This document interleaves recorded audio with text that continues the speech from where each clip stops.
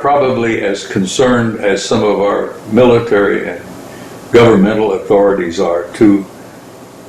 They don't want to shock people. There is a psychic shock that people can experience when they are confronted with the reality that they're not prepared to deal with, like my experience with them. What about the UFO sightings that are frequently made across the world? Why do we sometimes see them in the sky? Some of the craft in your skies are theirs. Some of the craft are ours. Some of the best ones are theirs. We're not quite yet where they are. And one of the reasons you see them is that they're showing themselves to you. They hovered over O'Hare Airport, Chicago, last year. They do this gently and subtly. It's non-threatening. But it's sort of like you say, hey, wake up down there, you know. Look up here. Pay attention. What do you make of this? There's more and more and more of this, and you're going to see, as the year goes on, you're going to see more of the giant triangles hovering over cities, bases, airports. And there are going to be pictures taken, and people are going to look up, and the people are going to say, ooh, what do you suppose? Could it be? So they do that, and they've been doing it for a long time. They're trying to gently bring us to a point where we can accept the reality of their presence without psychic shock, because they want to avoid that. As I say, they know us better than we know ourselves. So that must be the crop circle phenomenon as well. The crop circle is a subliminal way of communicating with us. It communicates with our subconscious. Those images, oh, they're incredible. The real ones, the beautiful, beautiful ones, are made by some of them, and they affect us at the sub-level of intelligence, our subconscious. Mm-hmm. And I'm told that there are new ones this season that are just out of this world. Apparently they made 2 circles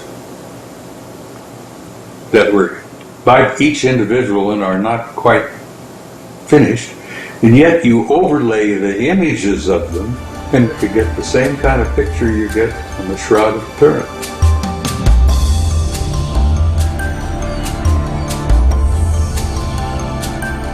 Australopithecus, a hominid species that has long been extinct, is considered by scientists to be an ancestor of modern humans. Bob Dean says the creation of the human race is due to the work of beings from beyond our planet.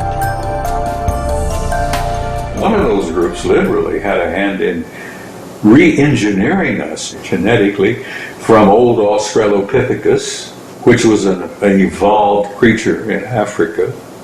And by blending us with their genes, they literally created a new species.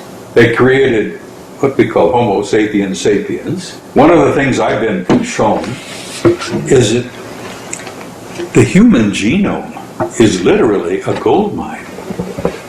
The human genome is the reason why we as a race and a species are so valuable. Our genome is a blend, a collection of an infinite variety of genetic factors from a number of different groups and races out there. And this little test tube, this little petri dish we're living in down here, is literally a gold mine. Extraterrestrial geneticists look upon this human species, this genome that we are, as unique. We are unique, which makes us precious to them. Now, if we could only get ourselves to grow up enough to recognize where we could start feeling ourselves that we're precious to each other. Oh, that's coming. As we develop as a species, what is the universe's marker for our progress? Mr. Dean gives his insights. There are many among us who have developed compassion and love. That is the bottom line. Love. Because we have a creator, and that is one of the factors of that creation that source of life, that source of light, gives nothing but love. And when you've been out there, as I have, and I've been out there physically, spiritually, you learn that the most powerful, the most overwhelmingly powerful factor in infinite intelligence in life is love. And many human beings are making that step. Bob Dean says he has not only interacted with extraterrestrials, he has also been on their spaceships and visited their planets. We asked him to describe his interstellar travel experiences.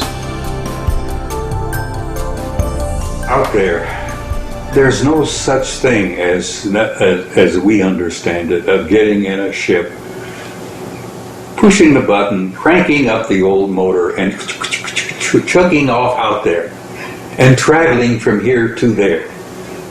No, that's not the way it is. That's why we're having such a problem coming to terms with it. They're not limited by that. They don't literally go chugging off from here to there. Their technology is such that they can be there from here like that, literally. They tried to explain to me the fact that there is no death.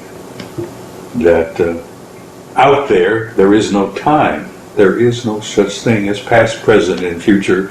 There is only one eternal now. And we apparently, some of our scientists and some of our technicians have learned some of that because we have developed already 40 years ago hyperluminal flight. Ben Rich, Lockheed Martin, said some years ago, before he died in 95, he said, we can take E.T. home. That was about the time E.T. the movie was out.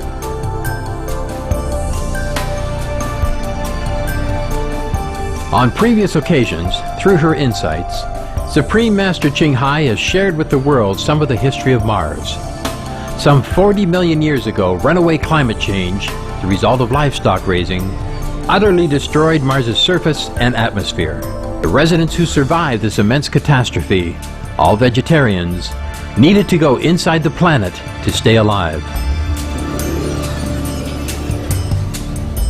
There are some Martians still survived. You know, the good one, the virtuous one, they survived. But they could not live the way they lived before. They are underground and they have to recycle everything.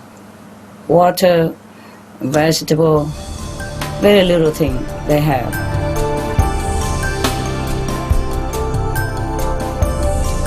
During a video conference with Supreme Master Television staff in Los Angeles, California, USA on October 3, 2010, Supreme Master Ching Hai was asked to comment on Mr. Dean's endeavor to let the world know about a photo taken by the Phobos 2 spacecraft of an underground city on Mars which is approximately the size of Chicago, USA.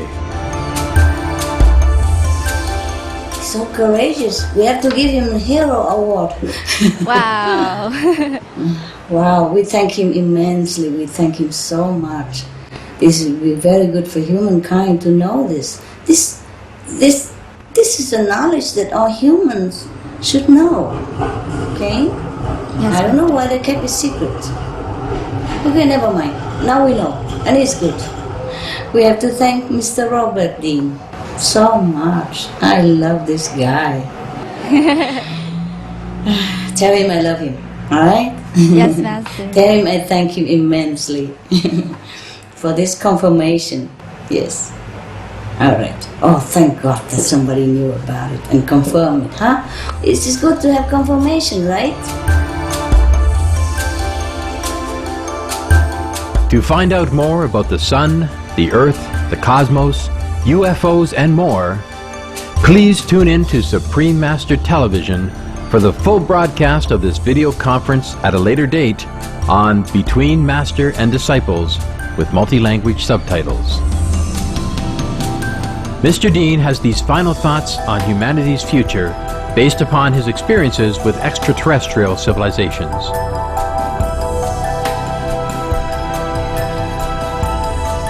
And in closing, I want to say to your viewers that you get a tendency to get a little discouraged and depressed, and you get a little fearful sometimes.